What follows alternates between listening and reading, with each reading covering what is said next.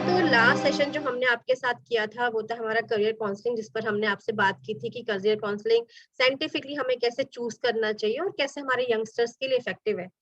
तो सर, हम सभी को पता है हमारे सोसाइटी में एक अनएम्प्लॉयमेंट एक हमारा सोशल इशू है। तो सर, क्या मैं इसको इस फैक्ट को स्ट्रेस कर सकती हूँ कि लैक ऑफ काउंसलिंग सेशन से हमारे सोसाइटी में अनएम्प्लॉयमेंट लीड कर रहा है, बढ़ता जा रहा है?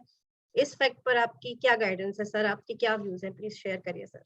बिल्कुल बिल्कुल। और मैं ये यहाँ इतना कहूंगा कि एक बड़ा कारण काउंसलिंग का जो एक लैक ऑफ काउंसलिंग जो एक्सेस नहीं है हमारी नागरिकों को, हमारे स्टूडेंट्स को, खास करके जो रूरल एरियाज में है, तो उसके कारण अनएम्प्लॉयमेंट हो जाती है। ये एक बहुत बड़ा कारण।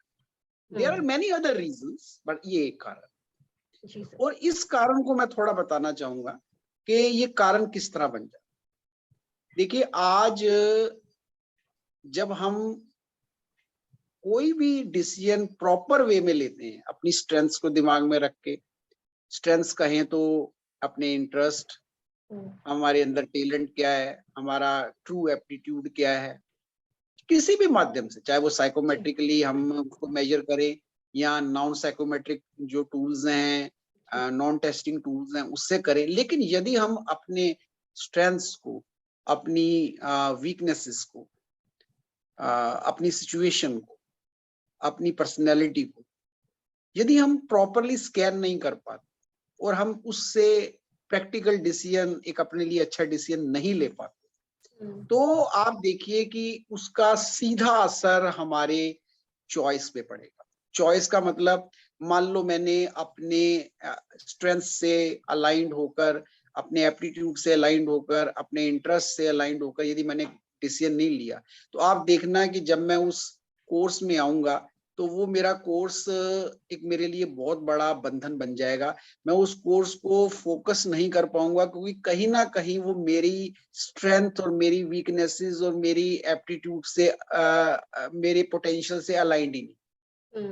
अब वो अलाइनमेंट नहीं है तो वो मेरा कोर्स में, मेरा जो है ना, वो मैं प्रॉपर जो है फोकस नहीं कर पाऊंगा, मैं उसमें रिजल्ट नहीं ला पाऊंगा। और जब मैं कोर्स में अच्छा परफॉर्मेंस नहीं करूंगा, जब मेरा कोर्स में अच्छा स्कोर नहीं आएगा, तो मैं एक एवरेज स्टूडेंट बन के रह जाऊंगा। और यदि कोई स्किल्ड कोर्स है, कोई वोकेशनल कोर्स है, तो उसमें मैं एक एवरेज स्किल्ड पर्सन बन के रहूंगा। और मैं आपको अनीता आज इस माध्यम से बता देना चाहता हूं कि एवरेज आदमी की कोई लाइफ नहीं।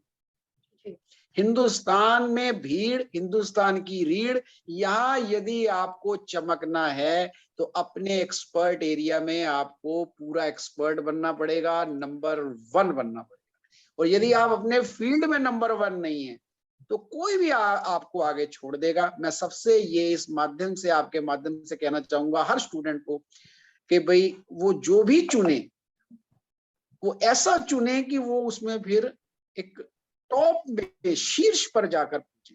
और वो तभी पॉसिबल है जब हमारी चॉइस ठीक होगी, हमने सही ऑल्टरनेटिव जनरेट किए होंगे, उनमें से सही ऑल्टरनेटिव को चुना होगा और उस डिसीजन पर, उस डिसीजन के हिसाब से हमने एजुकेशनल जो भी कोर्स चुना है वो किया होगा, उस तरह का इंस्टीट्यूट चुना होगा, सारी चीजें अलाइंड होनी चाहिए। और यदि ऐसा नहीं हो रहा तो हम एक एवरेज, और कई तो बिल्कुल ही फेल हो जाते हैं, लाइनें चेंज कर देते हैं। मैंने कितने, मेरे सामने मतलब इतने एग्जांपल्स हैं कि एक लड़की जिसने एमबीबीएस की और करने के बाद उसके बाद वो हाउसवाइफ। मैंने देखा इंजीनियर्स जो है बाद में फिर ऐसे ऐसे करियर चुन लेते हैं। कोई थेरेपिस्ट बन गया, कोई जो है कोई इंजीनियर जो है वो उसने लॉ कर ली है, कोई इंजीनियर जो है वो अपना बिजनेस खोलने लग पड़ा है। यानी कहीं ना कहीं इतने साल हम पढ़ के, इतने साल हम टाइम लगाकर, उसके बाद एंड रिजल्ट क्या है? U turn. तो कहीं ना कहीं जो है, मैं ये कहना चाहूंगा कि ये बहुत बैड एग्जाम्पल कई बार हम बन जाते हैं, अपने लिए बन जाते हैं। और वो तभी होता है जब हम सही चॉइस जो है ना वो नहीं ले पाते। और उसका कारण पिछले एपिसोड में भी मैंने बता दिया कि वो कहीं ना कहीं लैक ऑफ प्रॉपर काउंसलिंग है, proper lack of proper assessment है। तो ये एक बहुत बड़ा कारण है। जब हम एवरेज बनते हैं जब हम एवरेज स्कोरर होते हैं, जब हम एवरेज स्टूडेंट होते हैं, तो नेचुरली फिर वो हमारे को उस तरह की जॉब्स नहीं मिलती, और फिर बाहर जाके हम कहते हैं कि हमारे को तो अनएम्प्लॉयमेंट बढ़ रही है, फिर हम पॉलिटिशियंस को गालियां देते हैं। कहीं ना कहीं गलती हमारी ही है बहुत हद तक, कि हम वो नहीं कर पाए जो हमें करना चाहिए था, और उसके लिए कहीं ना कहीं काउंसलिंग का बहुत बड़ा रोल है Anita. Right sir, right, totally agree sir. तो सर जैसे कि हमने अभी एक सोशल इशू की बात की, अनएम्प्लॉयमेंट, आज नाउ डेज एक और भी सोशल इशू हम बहुत ज्यादा फेस कर रहे हैं, या हम देख रहे हैं कि हमारे यंगस्टर और टीनेजर्स एडिक्शन में जा रहे हैं, उसमें उनका इंटरेस्ट ज्यादा हो रहा है। और क्या आपको भी ऐसा लगता है? बिकॉज पर्सनली मुझे ऐसा लगता है, बट आप इसमें अपने व्यू शेयर करिए कि क्या unemployment, lack of career counselling जो अनएम्प्लॉयमेंट को लीड करता है, तो क्या अनएम्प्लॉयमेंट का भी एक बड़ा रोल है एडिक्शन की तरफ, कि हमारे स्टूडेंट्स, हमारे यंगस्टर उसमें फॉल कर रहे हैं, उसमें जा रहे हैं? तो प्लीज सर आप ये भी हमें शेयर बिल्कुल करिए सर। बिल्कुल अनीता, ये जो पॉइंट आपने बड़ा पता नहीं कैसे आपने बीच में से निकाला है, ये यही मैं बात कहना चाहता हूँ कि ये जो एडिक्शन है ना, ये कहीं ना कहीं मतलब कारण भी है अनएम्प्लॉयमेंट का, और अनएम्प्लॉयमेंट के कारण एडिक्शन है। मतलब ये एक दूसरे के इस तरह मतलब जुड़े हुए इनका हैं रिलेशन जी। जुड़े हुए हैं कि एडिक्टेड व्यक्ति अनएम्प्लॉयमेंट आ जाती है उसमें, और अनएम्प्लॉयड व्यक्ति है तो उसको एडिक्शन लगता है कि मैं एडिक्शन से शायद थोड़ा लाइफ में कुछ अच्छा प्लेजर ले लूंगा या मैं भूल जाऊंगा अपनी स्थिति को। लेकिन ऐसा नहीं, आंखें बंद करके आप यदि कोई आपका शिकार करने आ रहा है तो आपके ऊपर उसने बंदूक तान ली है, तो आप आंखें बंद कर लोगे तो उसके लिए तो और आसान हो जाएगा आपका शिकार करना। आंखें बंद करके नहीं, आंखें खोलने से काम चलना है। और एडिक्शन में अनीता, आज मैं आपके प्लेटफॉर्म से बड़ा मैं ओरिजिनल बात कर रहा हूं कि एडिक्शन आंखें बंद करना, अपने सपनों से, अपनी एस्पायरेशन से आंखें बंद कर लेना। और आज की डेट में मुझे बड़ा दुख होता है कि नव युवक जो अभी 17 साल का है, 18 साल का है, इससे भी छोटे, जो नशों में जा रहे हैं, तो क्या एस्केपिज्म है, क्या भूलना चाहते हैं, किससे बचना चाहते हैं। मतलब इतने की भी हमें जल्दी जल्दी हमारे अंदर से मतलब कुछ हार्मोन्स निकल जाएं प्लेजरेबल, और बड़े हम यूफोरिया और हाई में आ जाए। इतना हाई क्यों चाहते हैं कि बनावटी केमिकल्स और वो डिफरेंट, आपको पता है कि एडिक्शन के अल्कोहल है, स्मोकिंग है, और भी इतने मतलब इलीगल ड्रग्स, वो सारा करके केवल अपने दिमाग में, वो अपने बॉडी में सेंसेशंस लेने का, प्लेजर लेने का, और बड़े बड़े सेलिब्रिटीज अब इसमें आ रहे हैं। मुझे समझ नहीं आती कहीं ना कहीं किससे बच रहे हैं, और इतना हाई, इतनी हाई प्लेजरेबल सेंसेशन और इस तरह का हाई लेने का क्या उनका, क्यों ऐसा मन बनता है? कहीं ना कहीं उसके पीछे मैं ये कहूंगा कि उन्होंने अपनी स्ट्रेंथ आइडेंटिफाई नहीं की, उनको अभी ये नहीं पता चला, लाइफ का पर्पस जो है वो तय नहीं हुआ, क्योंकि अच्छी काउंसलिंग उनको नहीं मिली, अच्छा डिसीजन उन्होंने नहीं लिया। अब वो उनको दिशाहीन है, उनके सामने कोई है ही नहीं क्या करना, कोई कुछ क्लैरिटी नहीं है कि मुझे कोई गोल ही नहीं है, कोई निशाना ही नहीं है। अब जब कोई निशाना नहीं है तो कोई कहीं भी ले जाए, और आजकल कोई कहीं ले जाए, पहले बातें और होती थी, आजकल तो बस नशा एक बहुत बड़ी चीज हो गई नशों में। और मैं यहाँ आपके माध्यम से ये भी कहना चाहूंगा, जिन दोस्तों की हम बातें करते हैं, मित्रों की बातें करते हैं, बहुत अच्छी मित्रता, मित्र लोग बड़े अच्छे होते हैं, लेकिन मैं आपको यहाँ कहना चाहूंगा कि यही मित्र मंडली आज दूसरों को, अपने आपस में मित्र मिलकर नशों में एक दूसरे को डुबो रहे हैं। और इतनी बड़ी प्रॉब्लम हमारे सामने क्रिएट हो गई है, जो उम्र युवा की करियर बनाने की है, कॉलेज करने की है, स्किल लेने की है, हम साथ साथ जो है ना वो हम एडिक्शन में जा रहे हैं, और कई तो इतने नशों में डूब रहे हैं कि उनको अपना करियर ही भूल गया है क्या करना है, और वो घर के लिए, अपने परिवार के लिए एक भार बने हुए हैं। और इसी वेदना से, जैसे आज हमारी बात अभी अनीता से आपसे हो रही थी, तो कि हमने एक मिशन जो है वो चलाया है स्टॉप टुडे के नाम से, कि हम कोशिश कर रहे हैं कि इस माध्यम से जो लोग, जो युवा, वो कम से कम इस एडिक्शन में आए ही ना, क्योंकि आ जाने के बाद अनीता एडिक्शन से निकलना बहुत चैलेंज का काम हो जाता है। पहला पफ और पहला पैग ये हमेशा फ्रेंडली होता है, लेकिन उसके बाद जब आप आदत बन जाती है, जब आप गुलाम बन जाते हो, तो फिर आप छोड़ना भी चाहो तो आपकी बॉडी ऐसे ऐसे रिएक्शन, ऐसे ऐसे विड्रॉल सिम्टम्स आपके सामने आते हैं कि आपको लगता है कि इससे अच्छा तो मौत भली है, मैं ये स्टफ नहीं छोड़ सकता। तो इस हालत में हम पहुंचे, इससे पहले ही हमें ऐसा वातावरण तैयार करना है अनीता, हम सब ने मिलकर, कि युवा इन स्टफ, इस एडिक्टिव स्टफ में आए ही ना। आए ही ना, बिल्कुल सर, बिल्कुल।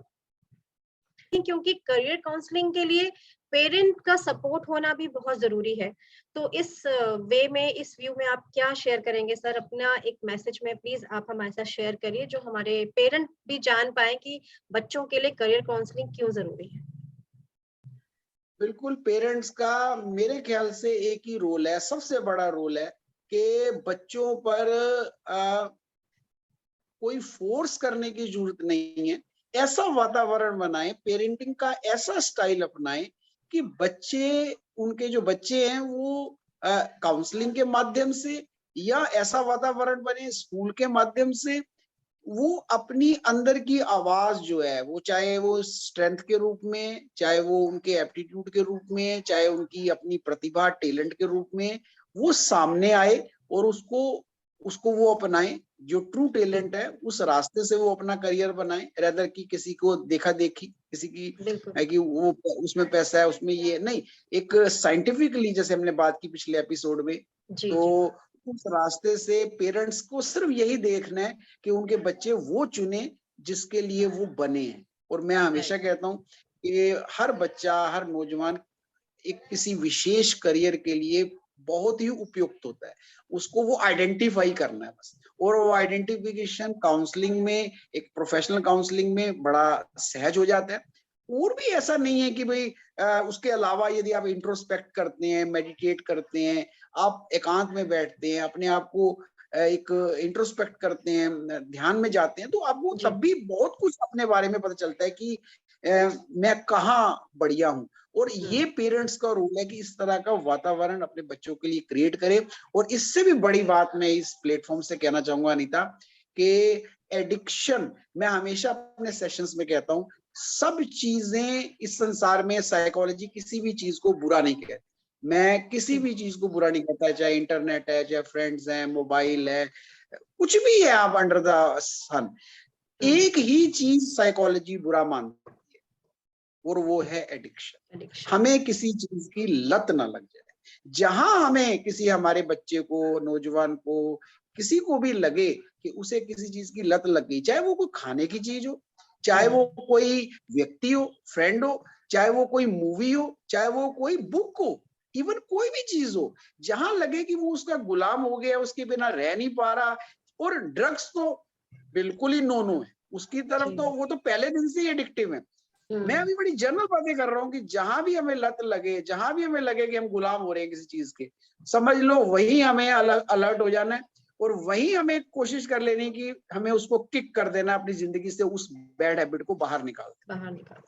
ये हमें नजर अपने पे रखनी है, और एक उम्र तक पेरेंट्स को बच्चों पे रखनी है, जब तक कि वो बालिग नहीं हो जाते। बालिग होने के बाद फिर उनको आदत पड़ जाती है, वो खुद पे अपनी नजर रखेंगे। लेकिन जब तक वो बालिग नहीं हुए, तो पेरेंट्स का एक बहुत बड़ा फर्ज है कि अपने बच्चों की हैबिट्स पे, बच्चों की एक्टिविटीज पे ध्यान रखें कि कहीं वो किसी चीज के एडिक्ट तो नहीं हो रहे, चाहे वो फूड है, चाहे वो कोई ड्रग है, अल्कोहल है, कोई भी चीज है। वरना, और ये यदि काम हमारे पेरेंट्स कर लेते हैं अनीता, तो मैं कहूंगा कि उन्होंने अपना जो एक माता पिता का जो एक कर्तव्य होता है ना, वो निभा दिया। बिल्कुल सर, बिल्कुल सर। अभी हमने बहुत सारी बातें सर से की, और सबसे पहले मैं सर को थैंक यू बोलूंगी कि पहला एपिसोड भी हमने कंप्लीट किया, और आज भी सर ने सेकंड एपिसोड में भी इतनी सुंदर गाइडेंस दी, और सब सर ने इतने साधारण तरीके से हमें सारे पॉइंट्स क्लियर किए हैं कि हम हर एक बच्चे का इंडिविजुअल एप्टीट्यूड, इंटरेस्ट और पर्सनैलिटी होती है, जिसके लिए करियर काउंसलिंग बहुत जरूरी है। बट सभी स्टूडेंट्स और सभी यंगस्टर्स से यही अनुरोध है और यही रिक्वेस्ट है कि सही टाइम पर, सही प्लेस से आप अपनी करियर काउंसलिंग लीजिए। यहीं पे वाइंड अप करते हैं। Happy career life. Thank you sir, thank you so much sir, thank you so much. खुश रहिए, हंसते रहिए, स्माइल एंड पीस।